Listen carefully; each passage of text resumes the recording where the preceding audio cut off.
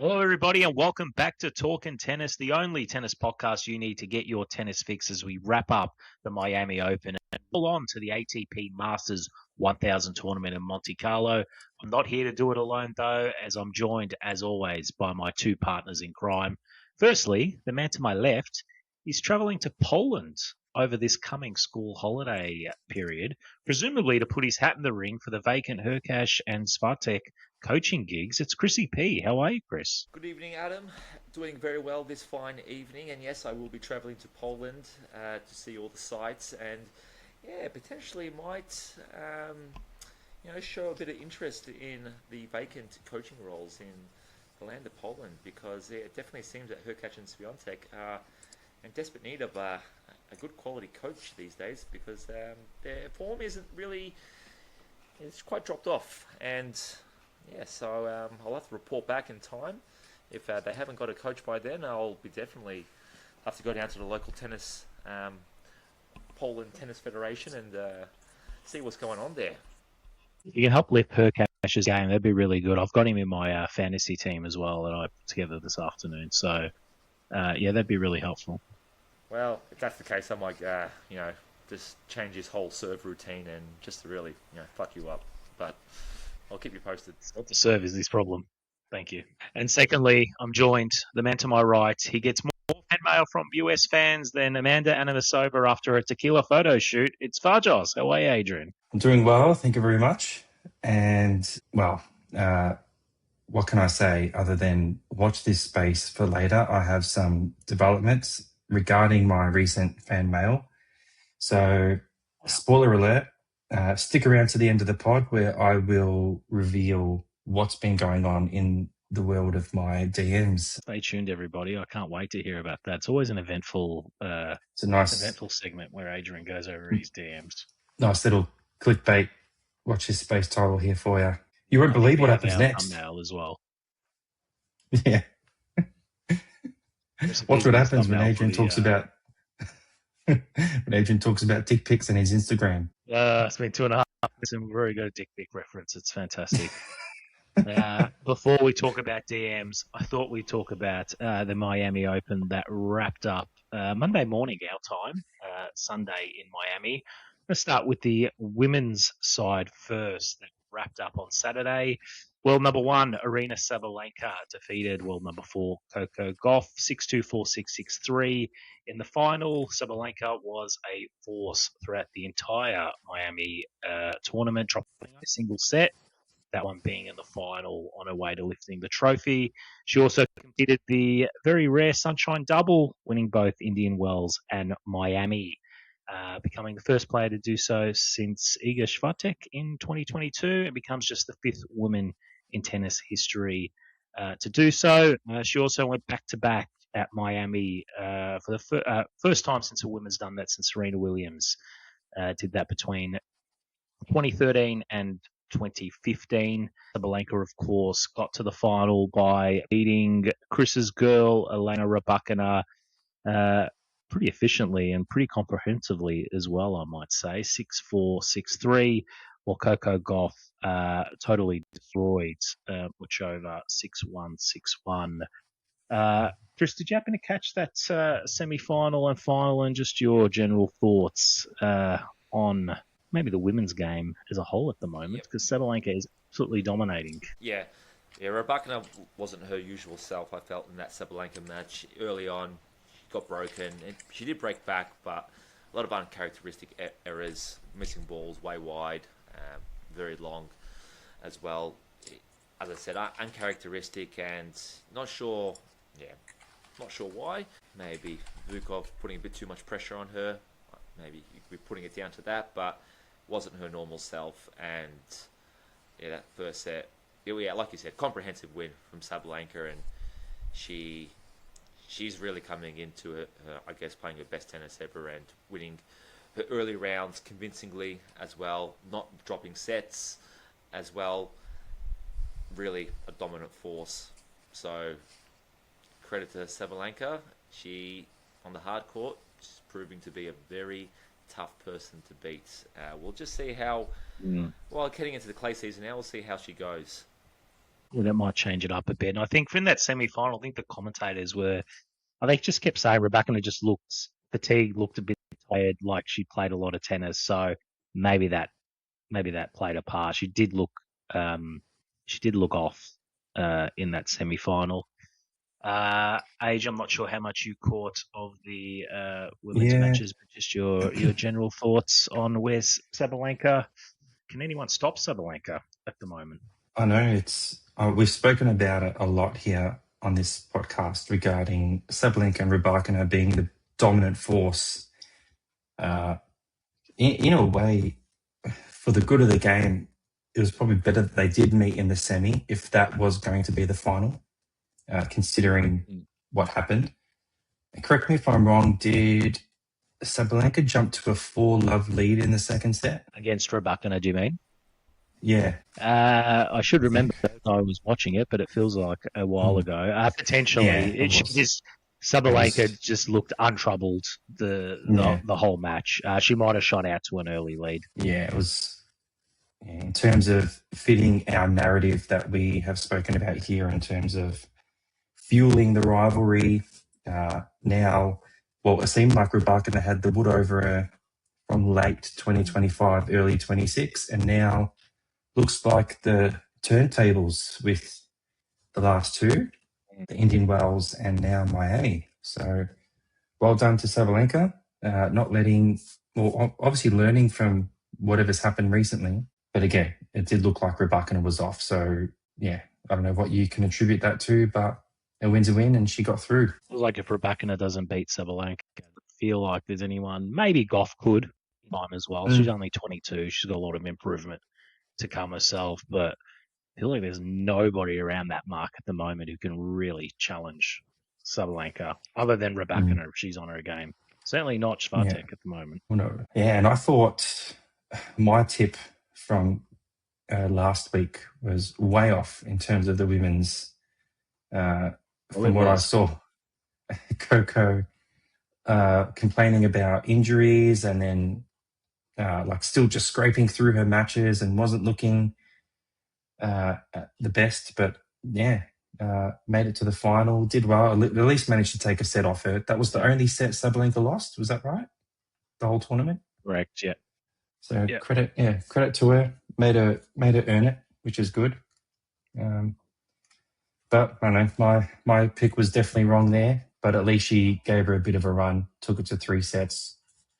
But yeah, 6-2 first set's pretty damaging. 6-3 also third set. She's just a force to be reckoned with.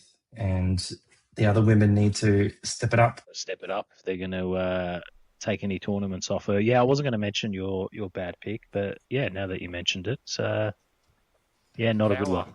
Sabalenka, it's just a level above, and especially on the hard courts where, you know, if you've got that much power and control, you know, over the course of a match, you're going to be very hard to beat as well.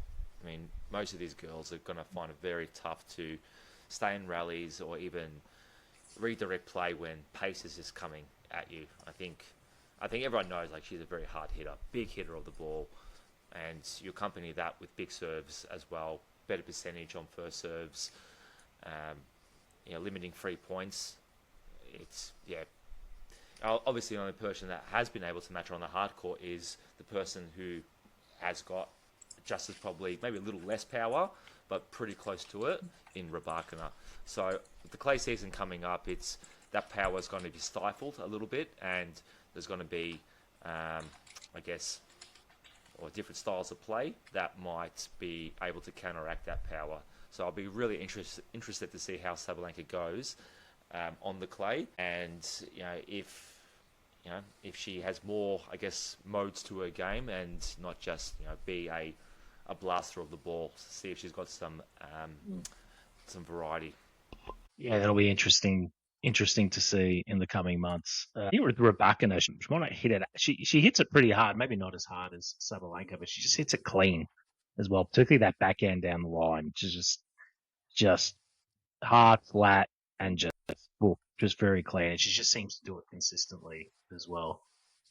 I'm going to check when the next 1,000 tournament is for the women's, because I don't have that one off the top of my head. There's a 500 this week in the United States, but we will talk about the coming week's fixtures shortly.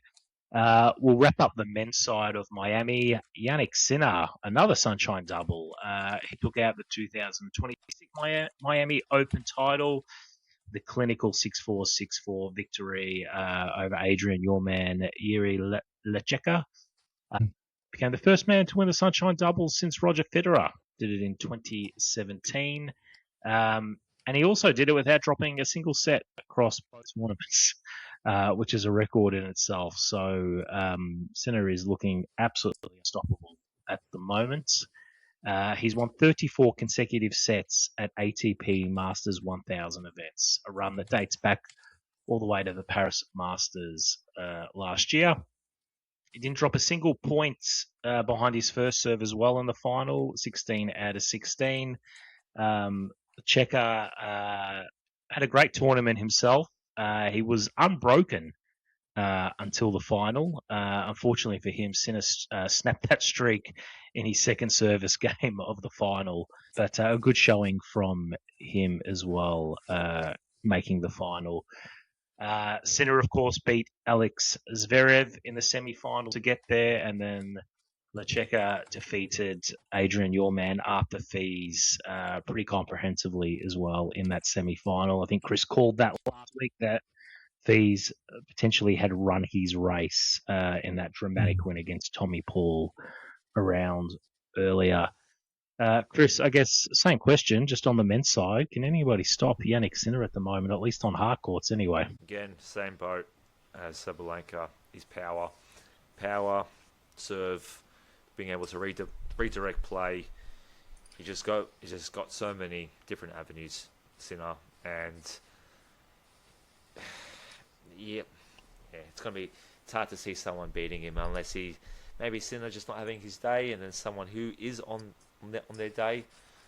It seems like those are the moments where those are your opportunities to beat Sinner. But he captured the Sunshine double. He's in hot form, hasn't dropped a set. But both, I think, interesting as well, since the Australian Open, I guess, in Alcaraz and Rybakina are both winning, and now they're sort of starting. Well, they didn't really capture Miami and Indian Wells, and both their rivals did. Bit of a coincidence, maybe. But I was reading Alcaraz, his coach Lopez, or at least someone from his team in Lopez, that obviously that was a big title for Alcaraz, and him probably not being as hungry post the AO. And I guess when you're not the winner of the Grand Slam, in this case, then for Sabalenka and Sinner, their desire to be hungry and I guess win the next couple tournaments, well, it's coming to show now. So yeah, bit of ebbs and flows and momentum, I guess. Then I guess their hungriness to win. Push each other as well. I think they're gonna. Carlos is feeling like, I'm unstoppable, nobody can touch me. Then Sinner suddenly has risen to the top again. It's like, well, hopefully that fires Carlos up to come back and go even better than what Sinner's doing at the moment. So I think that's what makes a great rival. You keep pushing each other, and that's happened since the test of time, going back to Federer in his early days when he looked absolutely unstoppable until Nadal came along and took the mantle off him. Age, you'd be pretty happy with your man, Jiri, his tournament. Is he going to make your fantasy team? Yeah, well, next week? Can't be upset. Yeah, can't be upset with it. We'll watch, or we'll see what happens with the fantasy team. I'll have a look at it tonight and the next few days. And a bit like you boys, might be under constant change and scrutiny before the tournament starts. But happy for him. Oh, look, I wasn't expecting him to win. I think we all picked Sinner to win the Miami Open last week. But yeah, looks unstoppable. Didn't break a set in both Indian Wells and Miami. That's just ridiculous. And I think you touched on that. You touched on this point, Adam, that how is Alcaraz going to respond? What's going through his head thinking how's he getting away with this? I need to do something about it. And he needs to lift as well, even though he was looking very good until he lost. But that's tennis, I guess. Unstoppable himself, but yeah, Mm. then just had a few bad games. I guess what I want to say here for leading into tournaments as well, such as Monte Carlo coming up, which I'm sure we'll speak about, is looking at players who have won it in the past and players who haven't won it, particularly the top players.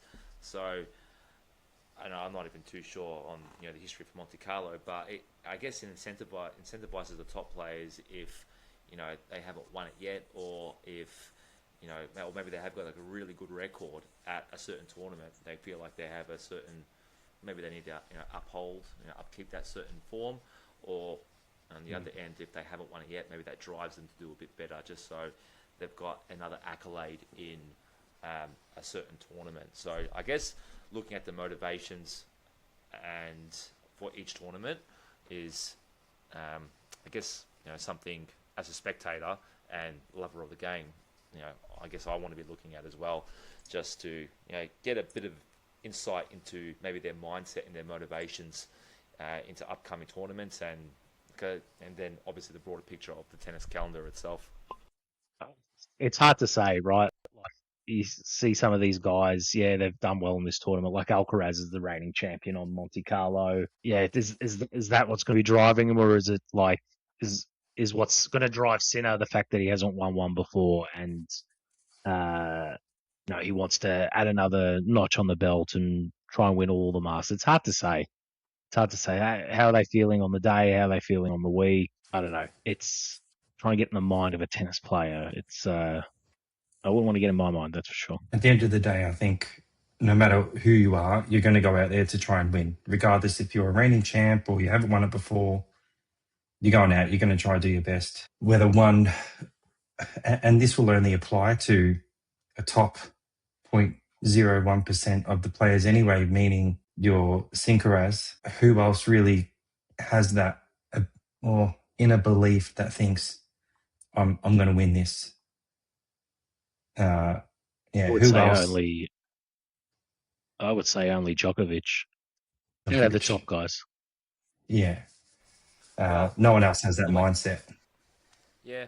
I guess, there's so many different ways you can look at it, and no doubt it's hard to get into the mindset, or it's impossible to get in the mindset of a player as well, because you've got to take into account how, their form leading into that tournament and just form in general. But if you're looking at a player who's won it before or has gone deep before, I mean, surely that bodes well for them. And you think, that's going to carry a bit of confidence over into their matches as well, even leading into it. And on the other end of the spectrum, players that have not done so well and maybe bowed out early rounds, they might be motivated, but that self-doubt as well, I think, lives in their mind. And looking at a bit of history at Monte Carlo, a player who's in terrible form at the moment now has actually won it 3 times in Tsitsipas. So I'll be very interested to see how he performs here, because he's won it before, he's won it multiple times, and he's in Katka shithouse form. We'll see if he can turn it around. If it's going to be any tournament that he performs well, it'd probably be this one. Adam's shaking his head because I think he shorted him. Oh, I have. Correct. He's it's not working out so well for me at the moment, but yes. You make a good point, Chris. Like, there's, in fact, you've won one before, or maybe, in the case of Rublev as well, who's a winner here as well, maybe there's just this confidence that just sits inside you that's might be real, might not be real, but the fact that you've won here before, did well here before, might just help carry you further. And I still say for someone like Sinner, I feel like the motivation for him would be, I want to try and win something I haven't won before. And it's not like he can't win on clay, because he's won on clay before. So I think it'll be interesting to watch. Luckily, we don't have to wait that long, because the next Masters tournament is next week. While Chris fixes his audio. I was going to just touch on the fact about Tsitsipas, with someone who's in terrible form, has won it 3 times, did you say? That is unbelievable. So And I just wanted to draw attention to our buy sell with you, Adam. Not that he's the worst performer. I have the worst performer in the buy sell, which were we going to chat about that or not? Yeah, I was going to segue to there until you just interrupted and then segued back there anyway. Sorry. Give me a minute while I change one of the quiz questions as well about who's the 3-time champion at Monte Carlo. I did want to revisit the rankings. I think we'll be talking about these rankings as well as our fantasy league as well, which we will talk about later. I know Chris has a lot to say about the new fantasy game that the ATP released this Big week. time. My man Dominic Thiem was the face of that as well.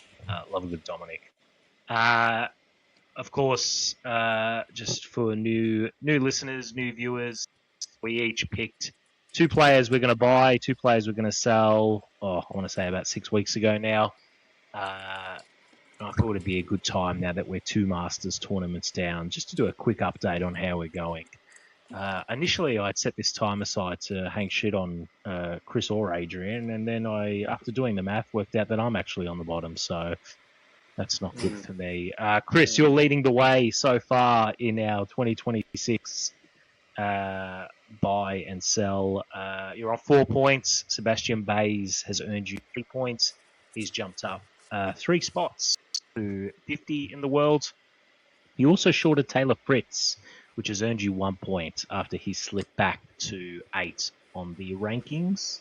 Did. I feel like that should be worth more, but yeah. Don't start. Don't get me started on that. Don't get me started on that. Also not playing Monte Carlo, so I don't know how many points he's defending from that tournament. He might not have played last year, but potentially he might slip even further. So there you're 4 points, Chris. Adrian, you've had the best performer and the worst performer. You're on 3 points after fees. It's probably going to be the pick of the year, I would have thought. He's jumped up 5 ranking spots to 28 in the world. However, you've lost 4 points. Your hatred, your blind, raging hatred of Cam Norrie has worked against you because he's actually jumped 4 fucking spots to 24 in the world. So that's cost you 4 points, my friend, which leaves you on 1 point. Fonseca's jumped 1 spot, which has earned you a point. And Bublik, who you shorted, has fallen 1 place to 11. So that gives you 3 points. How are you feeling about your pick so far, Adrian? Well, fees is just a phenomenal pick. 5 spots already is outrageous. I feel like the growth is heavy right now. I feel like that's going to slow down. I'm hoping Fonseca at least makes a few more jumps, and if Norrie can just sit the fuck down and whatever the fuck he's doing, Jesus. What was I thinking? I let emotions get in the way of this, boys, and sometimes you got to live with it. Bublik, yeah, I stand by it. I think he will continue to drop down, and a few of the other lads will continue up. Remember, he had a great year last year, and I can't see him matching that or doing as well, which means he will lose points, and hopefully the other lads will jump up. But you're right, best performer and worst performer. Just really disappointed it's Cam Norrie. It was always going to be Cam Norrie. Yes, of course, it is a long season. Always is. Chris, how are you feeling with your pick so far? I'm not sure. I'm not confident. I mean, Echeverry, after watching a lot of his matches closely, to come to the realization that he is not aggressive enough. He is just a pure clay court player who just grinds. And watching him on the hard court, he just doesn't go on for the kill. So, look, yeah, clay season coming up, so hopefully that's a bit better. Baez will do well on clay. Fritz, I'm confident about he'll drop some. And ADF, I mean, yeah, I probably, if I had my time again, I probably would have picked someone else. But anyway, well, it is what it is. What's ADF's clay record like, out of curiosity? Don't know. I don't know. It's probably okay. Probably reputable. Echeverry, I've got him in my fantasy team for the clay swing season as well. So yeah, I think I do as well. I do as well. I think I think everyone's going to have him. Yep. I just thought the Spanish. My team's just a steaming pile of garbage. I'm on 1 point. Learner team He's jumped up 2 spots to 22 in the world, which has earned me 2 points. The biggest crab, or the biggest crab in tennis right now, Herbert Hurkacz, he's up 1 measly spot to 72 in the world. The beautiful part, the fact he's on 72, he's got a lot of room to grow. He's got a lot of room to move. There's a lot of spots he can climb. But only the measly 1 spot at the moment. I don't even know if he gets direct entry to these tournaments, so I'm in a world of hurt. He can figure out. It doesn't look good for you, honestly. The fact that you've shorted Tsitsipas and Vachereau. You've shorted Tsitsipas, a guy who's won it 3 times at Monte Carlo, and Vachereau is going to have the Monaco fucking crowd by on his side. It does not look good for you at Monte Carlo. I feel like it could get ugly. A long season, Chris. It's a long season. This is for the calendar year 2026. I'm not worried about Monte Carlo. You know, wait till Vachereau has to defend his Shanghai points later in the year, and hopefully he gets bundled that early, and mate, he's going to fucking crater down the rankings. You just wait. But I've got to wait till then October, or whenever the hell Shanghai is. So it's a long season, Chris. Tsitsipas hasn't been great, but he's still up 2 spots, which has cost me -2. But it was a bit of a risk, Tsitsipas. Look, I just thought he was just going to fall in the heap and just fall down mediocrity, almost Bublik style, where he has to go through qualifying to get into tournaments. But hasn't quite happened, but he's still a thin pile of shit behind Hurkacz. You're going to be on -20 in 2 weeks' time, I reckon, unless Tien wins Monte Carlo or something.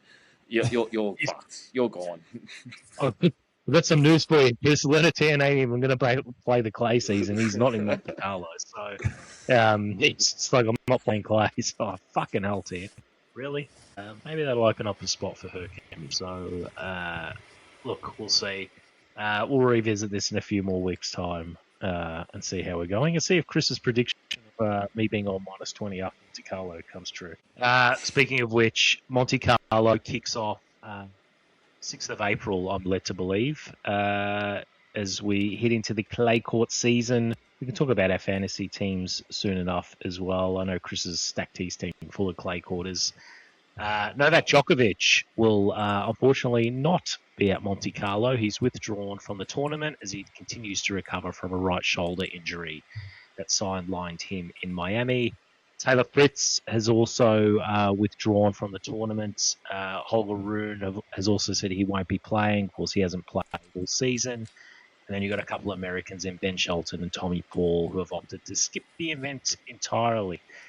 Carlos Alcaraz is your reigning champion, but he will face massive pressure from a red-hot Jannik Sinner, who is within striking distance of the world #1 ranking. I think when I checked it earlier, he was about 1,200 points behind Alcaraz, so could potentially take the #1 mantle as well if he was to go all the way. In terms of wildcards, we've got Gael Monfils, we've got Moise Kwame, we've got Stan Wawrinka and Matteo Berrettini as the wildcards. Chris, is there anyone, not just for Monte Carlo, but I guess for the whole clay season, any players who we should be keeping an eye on who are potentially some clay court specialists? I think you've already mentioned one, and potentially a inkling or indication of who you might have in your fantasy team as well, which kicks off for 5 days. Yeah, look, I'm keen to see the South Americans, particularly the Argentinians in Cerundolo and Echeverry, to see how they perform. But the one that I'm keeping an eye on is at Monte Carlo, who has been granted the wild card. The man you mentioned in Kwame, I think he's 17 years old. He hasn't got the most stellar record on clay. Yeah, not the most stellar record on clay, but hey, when you're playing in France and you're French, you may as well have a 3-love head start. It's something else. So he's going to have the crowd behind him, and I may or may not have him in my starting lineup for Monte Carlo. Starting lineup? He's worth one measly point. That is good great. I've got Moise Kwame in my burner team just as a laugh. But burner team. It's a bit of a stretch. Hey, Your burner team, he's taking it really serious. He wants those 2 free tickets to the ATP finals. Oh, mate, you know how many teams are going to have submitted? It's going to be out of control. I want to go to the finals next year. You don't understand. Kwame as well. I think he did have. I think we were talking about him last week, or I thought that's who Adrian was referencing last week. He actually won his first round match at Miami last week as well. So I don't know if that was a record, but he's one of the youngest players to win an ATP Masters, if not the youngest player. So he is one of the up and comers of the future. Adrian, your thoughts on just Monte Carlo and the clay court season in general? My picks for the clay court, I got a few dangerous picks. I think Jack Draper That's what we like. might be a little sneaky. He hasn't bought out, has he? I think he's playing last I saw. Best to my knowledge, he is playing Monte Carlo. Just bear with me while I double check that. Yeah.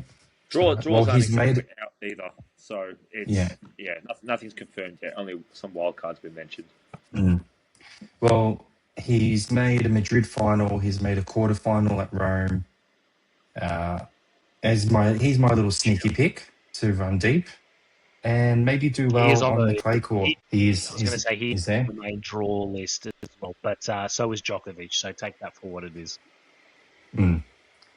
Draws aren't out yet, unfortunately. So, but I haven't heard that he's not playing. I also like my man Lorenzo Mazzetti, who surely is due for. Am I allowed to pick him again? No? I don't even know if he's even playing, mate. It's just seriously. I think Mazzetti, just put him on ice until the back half of the year. Oh, okay. Well, I'm excited for once. I thought surely for the clay season he'd be springing around, ready to go. He loves it. Loves the slot. Yeah, but is he ready though? Is he ready? Does he need like one clay tournament to break him in a bit? So yeah, he does. Yeah. He's on the schedule list of players, but as we get closer and the draws firm up, maybe he pulls out. I think he came back too early. Was it in Indian Wells? Lost the first round. For his first match, and then pulled out as well. So, I don't know. To Chris's point, maybe he'd be better off if he was playing in a smaller tournament first before Madrid, maybe in another few weeks. But hopefully he's back because I think he's somebody who could challenge the big two at his best. Yes, we miss him. Okay, now I've got a controversial pick and another outsider pick for the women's side. My controversial pick is not so much for the Monte Carlo, but for the clay season is Iga Swiatek. I think she's going to turn it around. What were you going to interject here? Well, I was just going to say it's a woeful pick to start off with. And secondly, there's no women's Monte Carlo. No? Spoiler, I said for the clay season. Question, but for the clay season as a whole, I don't know what the clay season tournament is. But until Chris gets over to Poland and actually takes over the coaching reins for Iga, I don't see her. I just don't see her lifting the game. Yeah. But tell us why I'm wrong. Well, she's got to turn around at some stage, and why not on her favourite surface? Why can't she? Yeah, she's been down lately, but she is a champion. She's a champion of Roland Garros. Why can't she turn it around on clay?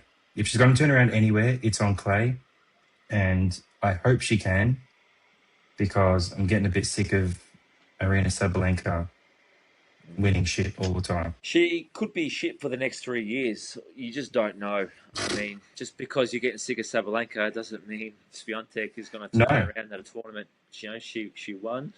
But it could be 3 months, 3 years. You just don't know. You don't know, but that's my bold call. And if it works out, I'm a genius.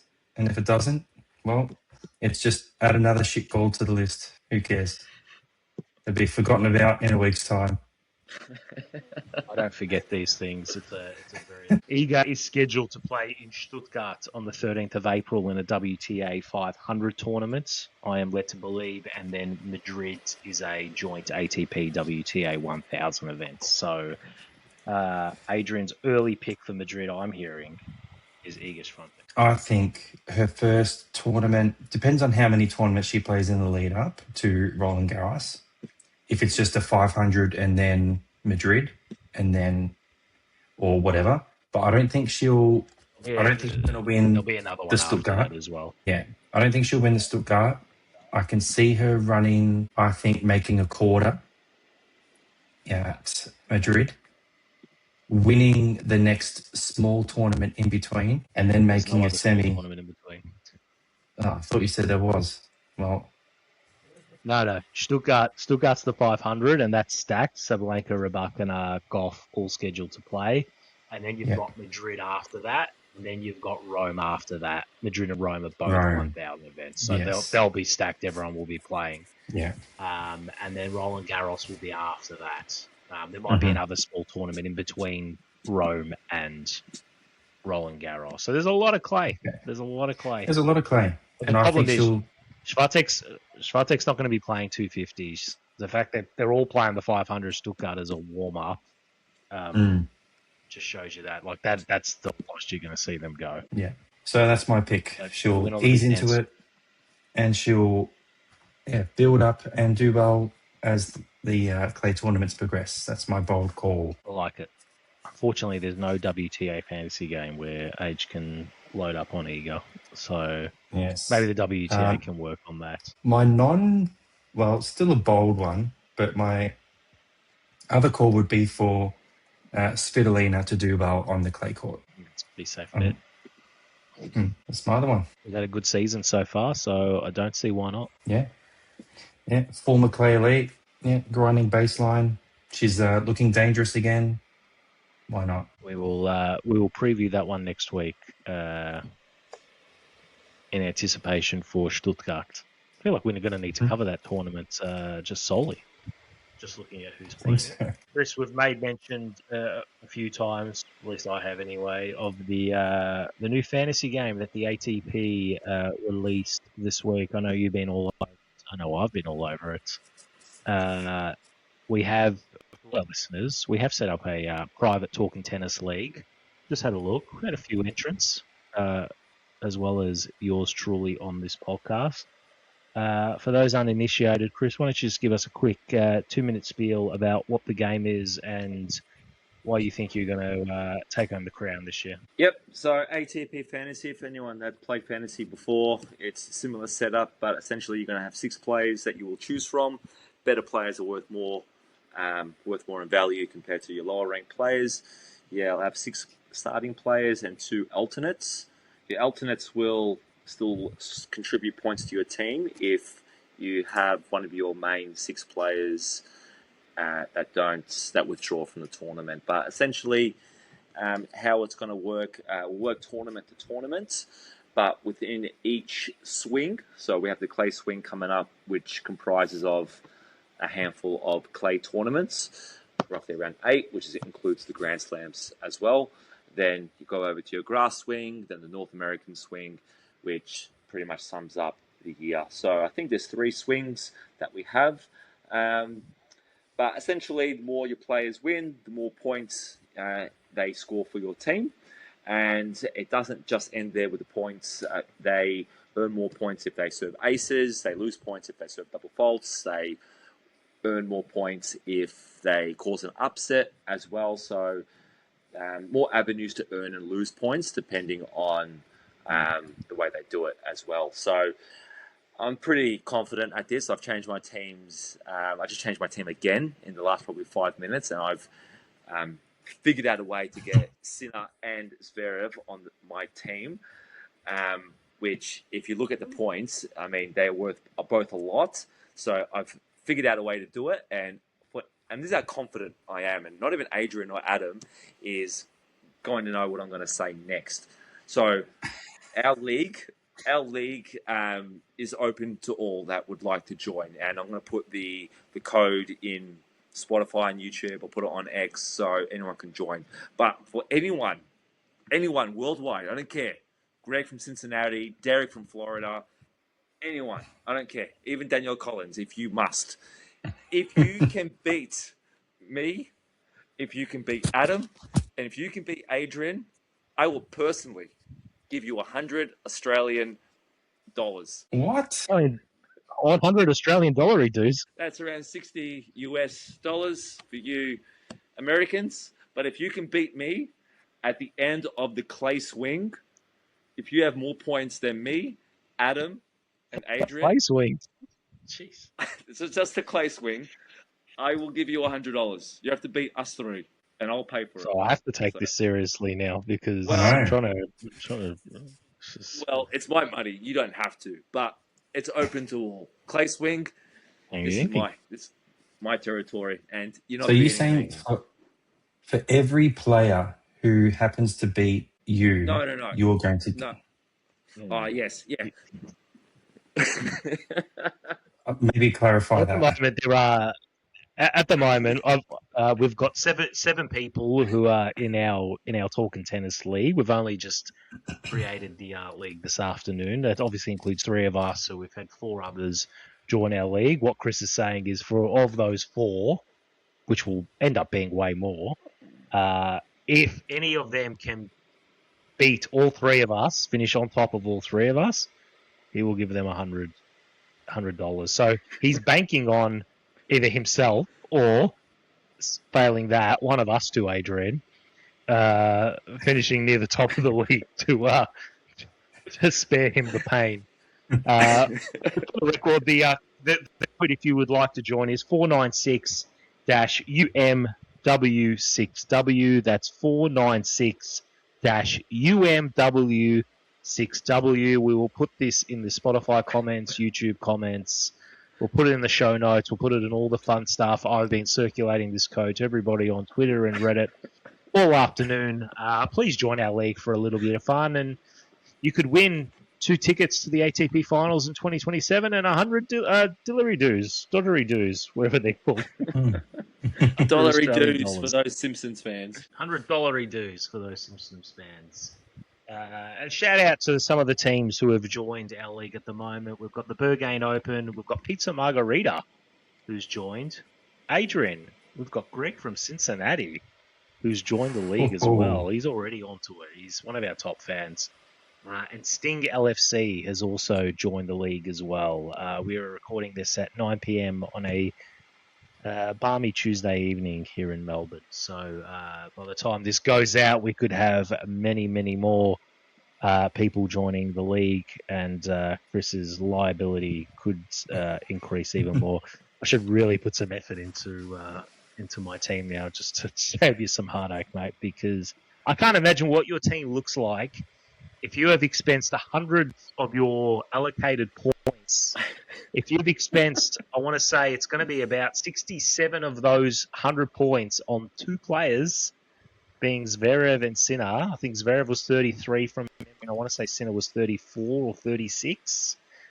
That's about 67 or 69 of your 100 allocated points. You must have Wawrinka and Kwame in your team to help offset that, because they were on about 1 each from when I checked it. Well, I can tell you what, if you wait 5 days, 3 hours and 12 minutes, you'll see my team go live and you'll see how it's done. But I'm really banking on you boys to lift your game here. I'm really hoping. I might have to show you my team beforehand, so I don't have to go into financial ruins by the time Monte Carlo is finished. Yes, I've been pasting our code all over the interweb all afternoon, so I don't know how many people are going to be joining. I wanted a lot of people to join our league. Now, for your sake, I kind of don't want that anymore, unless one of us does really well ultimately. Fair enough. For the record as well, I've gone Sinner as my top guy and my bonus ball man. I think he is going to have a better play season than Alcaraz. I feel like you can only pick one of the two, which is the way it's set up. Alcaraz, I think, was worth 40 points. Sinner 36.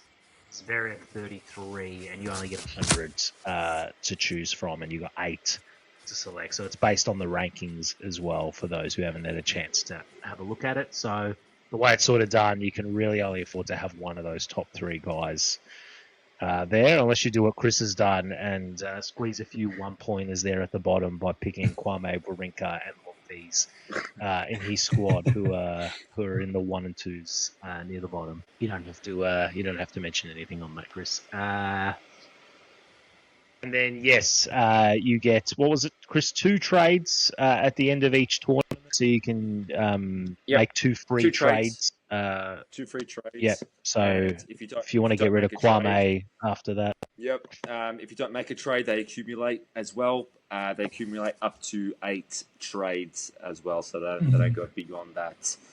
But yes, 2 trades every tournament as well. So yeah, I mean, you got to think your team through for the week, but a bit beyond the week as well. So some method into it. Well, as long as the clay swing, I guess, just ends. Will that end after the French Open? Yes, it will. So it ends at the Grand Slams. Okay. Plus swing will end at... So the grass season swing is going to be about 3 weeks then? No, I don't think it will. But 6 weeks, the clay season. What else do we have? Yeah, 6 weeks, the grass season. You're right, actually. Yeah, 5 weeks, the North American hardcourt swing, and then you got the 4th one at the end. The road to the ATP final will be the 4th swing. So there are. Okay. So you got about 6 weeks there till the end of the French Open. Yeah, the ATP finals is a big excited one. now. Yeah, I'm pumped. Yes, because you want to have players who are going to be playing, hopefully. Yeah, we'll see how I'm feeling. See if I'm this pumped in 2 weeks' time, depending on the leaderboard. Or it could be a miserable wreck. Yes, you could have like Adrian on top, and then if he gets to like do his team or something, and then you're just going to be like pestering him to date his team, and then you're going to be giving him advice on what to do, and Adrian will be like, get the fuck out of the way, you're sitting like 5th on the table. Titans. Good luck, Chris. Thank you. Good luck, Chris. What can I say? Yeah, let's. It's only dollary dudes. It's not real money. It's only dollary dudes. It's not real money. Maybe you can pay them in Ethereum or something. Yeah. Very good. Adrian, have you put together your team while we've been badgering on the last 10 minutes? No, I haven't. No, I will. I'll look at that later tonight, I think. Yeah, if you need me to go over it, let me know. Yeah. One. I'll give you a little tip, Adrian, and to the listeners at home. You look at some of the stats on the ATP website and some of the player profile. You can easily find their career index on different surfaces as well. So that might give you an inkling on how much better certain players do on clay versus, say, the hard courts. Not that that's any indicator of how they're going to perform this year, but if you do want to answer the question of how do they perform on clay relative to other surfaces, that can help you. But of course, it is for the whole season, not just for the clay swing. So you've got to bear that in mind. If you load up on all the Argentines, you're going to have to trade them out as soon as the play season is done and dusted. Very good. I am looking forward to Monte Carlo next week, that's for sure, to get that up and running. But before we do, there's actually some tournaments this week, Chris, that you can maybe do some homework on when it comes to picking your team. I'm sure you will change your team probably 10 times at least between now and 5 days, 12 hours time until Monte Carlo kicks off. There's 3 men's tournaments going on this week. There's one in Houston in the United States, headlined by all the Americans. You've got Shelton, Tiafoe, Teen, Nakashima, Tommy Paul.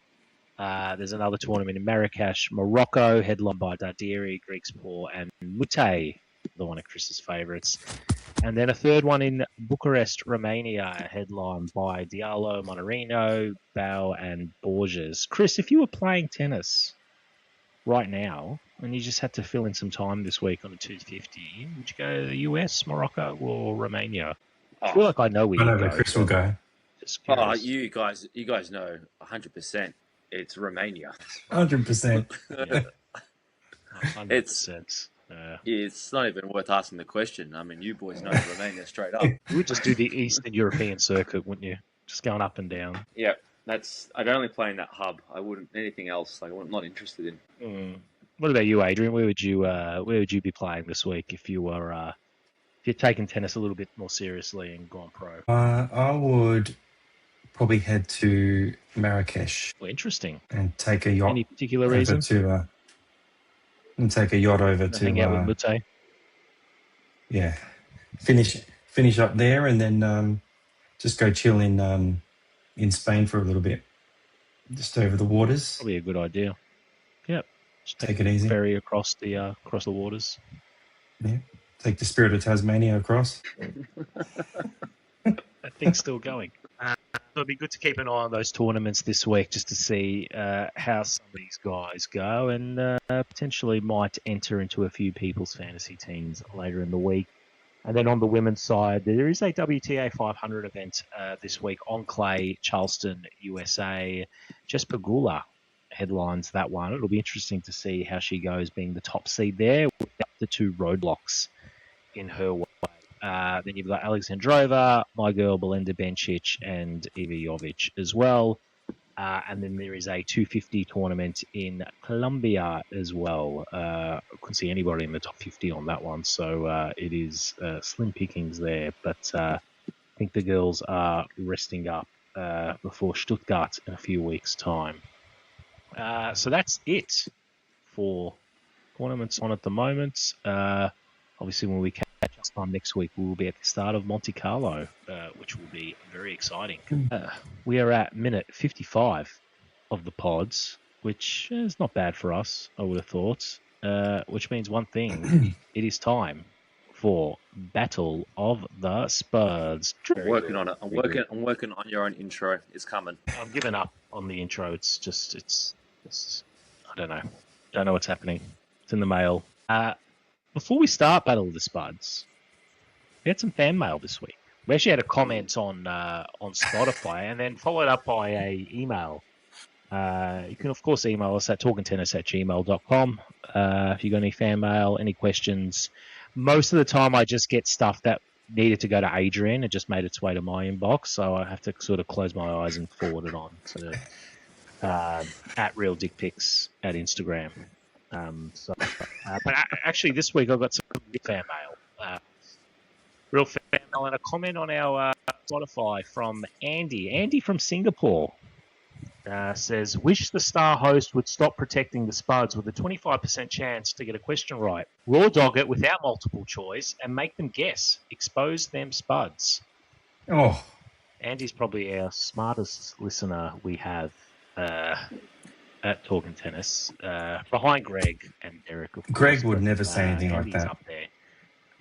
No, because he's not smart enough. Andy from Singapore. Where does he get off? I know. I fucking wouldn't be friends with this guy. Fuck that. Does he know anything about Battle of the Spuds? He sent me an Spuds? email. He knows a lot. He knows a lot. What do you guys think? Do you reckon, could you raw dog it? Do you reckon I could just ask the question and you guys just give me an answer? Or You got to earn your serves. Choice. You got to earn your serves. What does he know? Seriously. He comes in for 2 minutes and starts calling the shots. Who are you? Like, you're not even Greg from Ohio. Like, seriously. Sometimes you got to know your place. Nah, I'm not having it. Sorry. Not having it? But at the end of the day, you make... Oh, if you want me to raw dog it, I'll raw dog it, mate. I'll do whatever's necessary. If you think you're up for it, you know what I mean? Because, he's right. I'm giving you guys a 25% chance every time. You multiply that together, you're basically guaranteed to get the questions right. So let's go 20%. Let's work our way down. Yeah. I'd love to know what Andy has to say about that. Andy, send me a note. talkntennis@gmail.com, Andy. Just reply to my email. Chris wants to go 20%. He thinks dropping by 5 just makes it that much more impressive. I would have gone lower, but I just can't simplify my fractions enough. Make us, yeah. What's 1 divided by 7? Quick. I'll tell you what. I'll give you a reprieve this week. I've already written the questions and the multiple choice answers, so I don't want them to go to waste. So You're goddamn right. I'll give you a reprieve for this week, but I do have some other ideas for some Battle of the Spuds formats in the near future that maybe I can run by you guys later on to see if you're up for it or not. All right. Fucking Andy. Today's Battle of the Spuds. I love Andy. He's my favorite. He's my favorite character on this podcast. He's up there with Cam Norrie right now. It doesn't Andy take from much, Singapore, mate. we love you very much. Don't listen to Adrian. He's just salty. You probably got 4 spots in the ranking as well and fucking over. Today's Battle of the Spuds is Monte Carlo edition. So I hope you both done your homework on Monte Carlo, the history of Monte Carlo, what it's about, what it stands for, who are the winners. Tell him to join our fantasy league. Put his money where his mouth is. Yeah, do you want $100 Actually, a really good call. Yeah. He wants some Come on, of Andy. Chris's $100. I don't know what 100 AUD translates to in Singaporean dollars. I think Singapore's similar to to Aussie dollar bucks. Oh, is it? Oh. So does it cost Chris more then, or how does that work? Well, I'll tell you what. If Andy wins, he's going to get his and fucking change. You're going to deliver it to him in 20-cent pieces. Chris would from rather Singapore. pay. Chris would rather pay the $20 postage so he can send it over into In a big bag. if it's worth the investment. Andy from Singapore set up a team. On fantasy.atp.com. Join our league. The code again, 496-UMW6W. Talkn Tennis League. Get on it. Win $100. That's probably just as good. I think the monthly prize was like a merch voucher or something. This is better.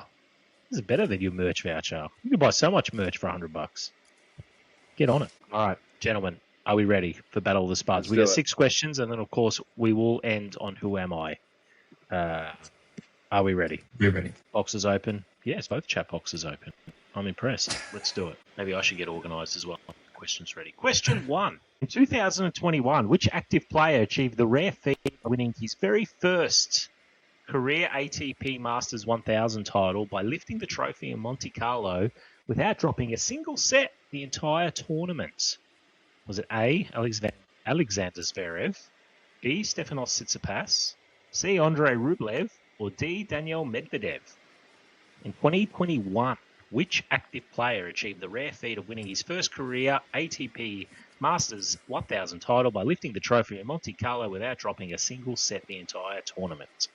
A, Zverev, B, Tsitsipas, C, Rublev, D, Medvedev. They are both thinking. Adrian has locked in his answer, but I won't spoil it.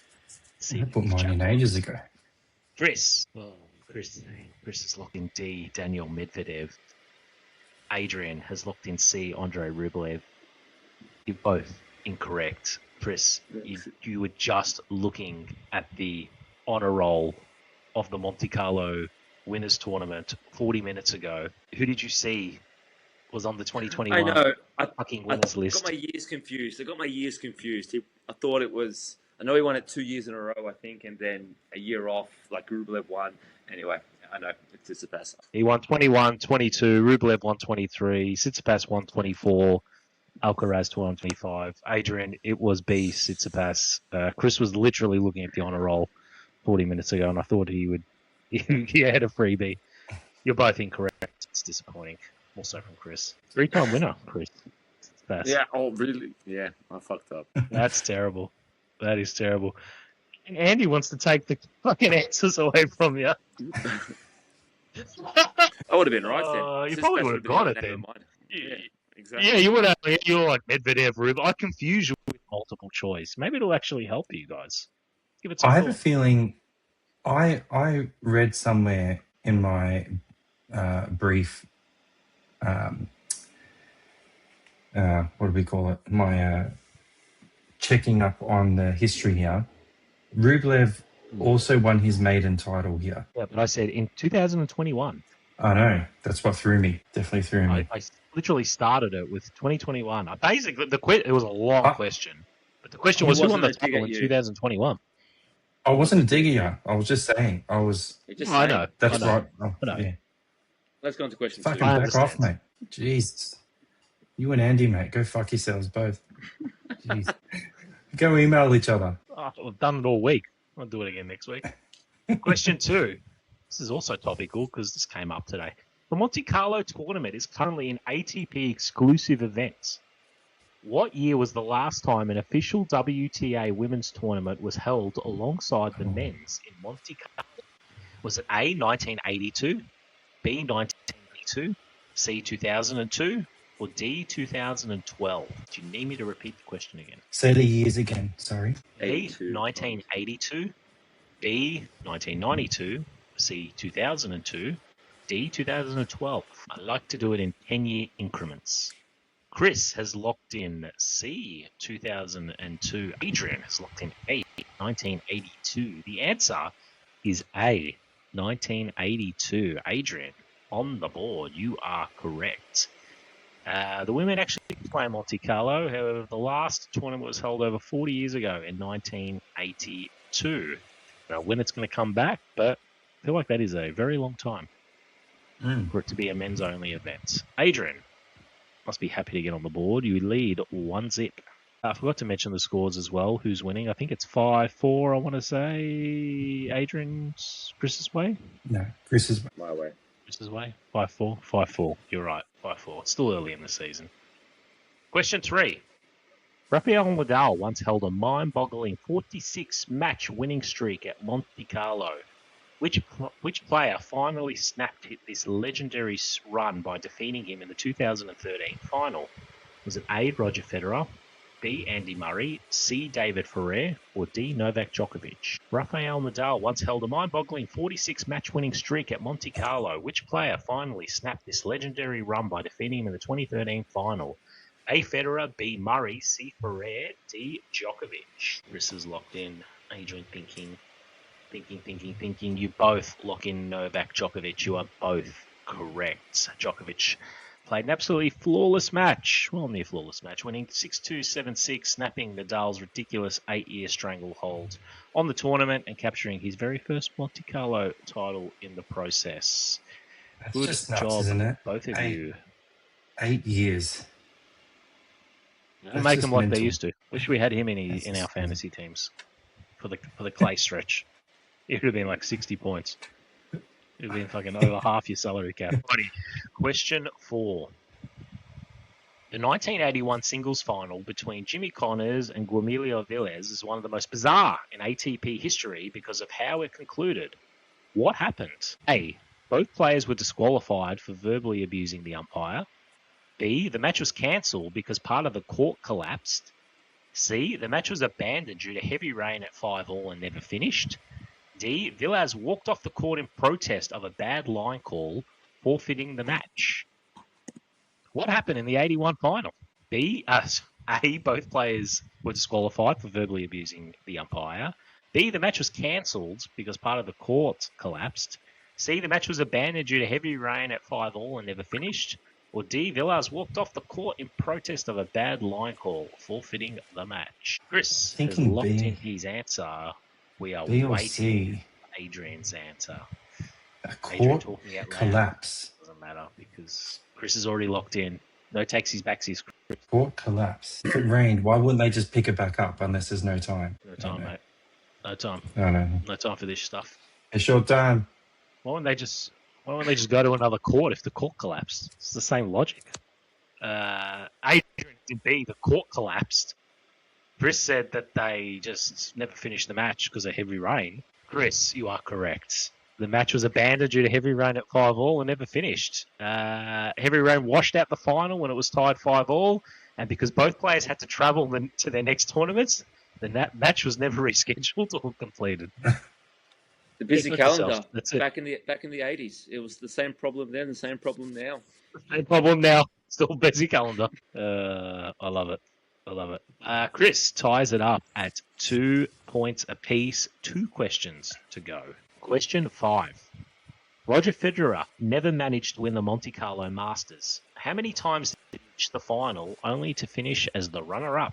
Was it A4, B5, C6, or D7? How many times was Roger Federer runner-up here at Monte Carlo? A4, B5, C6, D7. Both men still thinking hard.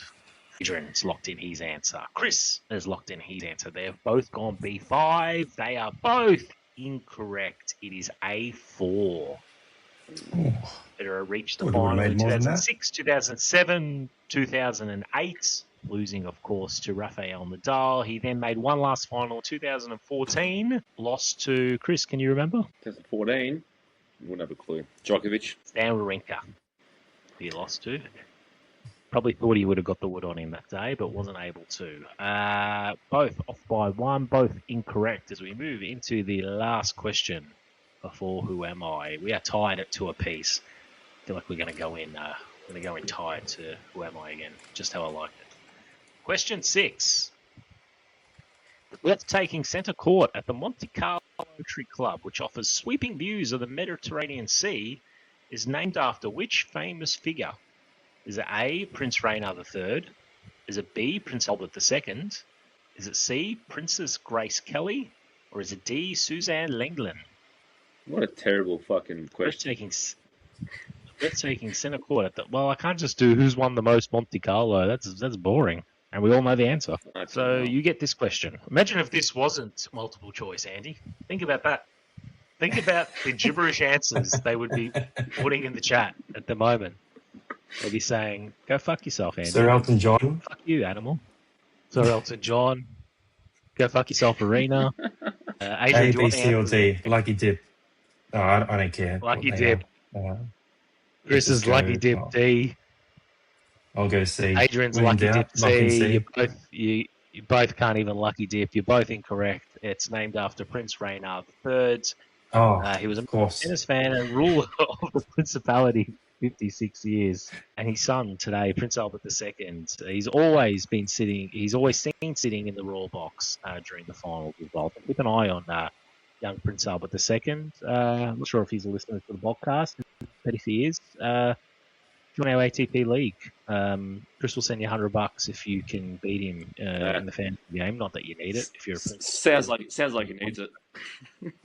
Yeah, it sounds like he definitely needs it. That concludes our multiple choice, soon to be free ball segment of Battle of the Spuds. We are tied at 2 points apiece, just how I like it, as we go to Who Am I? Your hint for today's Who Am I? It's somewhat topical. It's always topical with you, son. It's somewhat topical, somewhat in the news. If you've been paying attention, you might get this. That's your only hint. As always, I will start with 5 points at the start. It will be difficult. It will be hard. It will get easier as it goes on. If you think you know the answer, jump in with your name. Your name is your buzzer. If you're playing along at home, yell your name loudly, especially you, Andy, and Greg. Just yell your name. Yell at the answer. I'll let you know if you get it right or not. I'll send you an email. I'm all over the emails this week. Me and Andy, all over the emails. Gentlemen, are we ready? Mm-hmm. Yeah. Yep. They both nod enthusiastically. For 5 points, I was born in Rocourt, Belgium, and first picked up a tennis racket to start playing tennis at the age of 6. After grinding my way through the junior circuits, I officially turned professional and made my debut on the tour in 2000. And for 4 points, my first massive breakthrough on the ATP Tour happened to coincide perfectly with my Grand Slam main draw debut. I got into the 2012 French Open as a lucky loser and went on an absolute Cinderella run all the way to the 4th round, where I finally lost a hard-fought 4-set match to my childhood idol, Roger Federer. Adrian? 3 points. Adrian for 4 points. Who am I? Am I David Goffin? You are David Goffin. You are correct. I am David Goffin. Fantastic. Well done. Ding, ding, ding, ding, ding. That's a great get. I'll give you 4 points for that. Fantastic get. David Goffin, of course, announced his retirement during the week and will finish up at the end of 2026. I couldn't think of any other Belgian players, so it was a... Well, that was the only Belgian player that came to mind. Yeah. Yeah, very good get. Thinking, who well else done. Chris, were you any close turned to pro that? in 2009? Nah, when the pressure comes to these questions, my mind just fucking shits itself, and I think of every other just obscure player. I was thinking of fucking Steve Darcis for some reason, and I couldn't even think of fucking Goff. I'm like, he wasn't in the fucking U's. Oh, It well didn't done, get a Age. lot of headlines this week. In No, fairness, but I it didn't saw it come though. up. I saw it. I seen it. I saw it. It was on ATP on their It was Twitter on your. page. They announced it, and fucking hell, like, oh, well done, Age. You deserve it. Well done, Thanks. AJ. You deserve that. You've redeemed yourself. You redeemed yourself 2 weeks in a row. Very good. Thank you. He's Thank you. Appreciate that. this is the part of the podcast where he thrives. The who am I? Saves the best for last. Not usually. Adrian, I'm sure there'll be a lot of people at home right now who are listening to this who just must be over the moon, hearing that you've gone back to bat and leveled up the 2026 Battle of the Spuds at 5 apiece. Do tell. I heard there were some legion of fans in Cincinnati last week that were at a watch party or something that was going on. They were listening That's to us, right. watching us in their lounge rooms, just putting their feet up after a hard day's work and listening to us three clowns waffle on about tennis. What did you hear about this watch party? Well, I received a fair bit of correspondence between a few of my fans. Greg held a watch party. Greg held a watch party. Greg held the watch party. Now, from what I understand about Greg, he's a top bloke. He, what can I say? He's trying to convert people into tennis fans. But he doesn't know a lot about the game. He misuses tennis terminology with confidence, mind you. With confidence. But he's becoming emotionally invested in the game. He actually printed off a banner at his work. So he works at a printing factory, and he's on the forklifts. But he printed off a big banner. His catchphrase: "You got to earn your serves." What does that on mean? his front door. You got to earn your serves. I don't know what that means. I'll tell you, what doesn't it mean? Doesn't You got to mean earn your anything. serves. He's right. He's right. You do need to. When you think about it, you got to earn your serves. Not really. You I mean, do. I could lose my service. I could lose and still get a service game next. I didn't earn it. It just got given to me. Yeah, you're going to earn it, though, Chris. If you really want it, you got to earn it. Well, I had another fan who's been catching on lately. His name's Derek. Derek is from Florida. Derek from Florida. Now, the thing is with Derek, what I've come to learn about Derek is that he thinks he knows everything about the game. He only watches highlights. He's loud. He's confident. He's completely wrong. The old Derek. He calls matches content. He calls matches content. He judges players purely on vibes and Instagram clips. He's never watched a full set of tennis in his life. This guy, it's outrageous. He just watches the YouTube shorts during the week, does he? And Instagram highlights. So, look, I just want to shout out to our whole US audience, especially Greg from Ohio. He's just absolutely carrying the numbers here. But update from Greg, he tried explaining what a break point is to a co-worker. He described it as when a server is emotionally vulnerable. Is that break point? It's outrageous. But there's been a development, boys. We've had the new listener emerge, Derek from Florida. Now, Derek's come in hot, boys. He reckons he doesn't need to watch a full match. Just the important bits, he says, which apparently is the 90-second highlight reel in the comment section. So Greg is not happy about this. He's not happy. There's tension in the US market right now, but we'll keep monitoring the situation. They know each other, do they? Is that the I don't situation? know. It seems like it's personal, but we'll keep monitoring it. As it stands, it's Ohio versus Florida, tradition versus highlights. It's getting ugly, boys. So we'll watch this space for next week. Let's hope it simmers down because we're a friendly community here at Talkn Tennis. And let's just hope they can get along and enjoy the tennis. Is this all just correspondence on your Instagram DMs? Yeah, a few videos as well. Oh, okay. Yeah. Obviously have the watch party and stuff. Can only imagine the shenanigans. Well, few Greg's live listening as streams. well, and if Greg's listening and he's got some fans he's trying to convert, by all means, get them on board to the Talkn Tennis Fantasy competition that we got running. If they want to win $100, Well, I wonder if Derek. He's already joined, Greg. Greg's already joined, but I wonder if Derek will join. Already, I can see him. Yes. Well, see if Derek joins and if Derek's got incites the Derek chaos. to join, we need Andy to join. Got a few joiners to come. Yep. Let's make this interesting. Let's spice things up and get a bit of flavour happening at the Talkn Tennis ATP Fantasy League. I've got one for our Greg and Derek viewers. I'll also give $100 to the winner between Greg and Derek. Wow. Is that from your end? That's my end. My hard-earned cash. Okay, so if Derek joins, Just for Greg's those here at the two. moment. I can see he's here. And Greg so we're is going to in. do a I head-to-head. invite you, Derek. Greg versus Derek. $100. Whoever can finish on top. Just out of them two. Yeah. They could finish fucking 15th and 16th. Doesn't matter. And they're at the bottom two. Doesn't matter. Whoever's at 15th, Adrian's going to give you $100. So, Derek, if you're listening, $100. That's it. Yeah.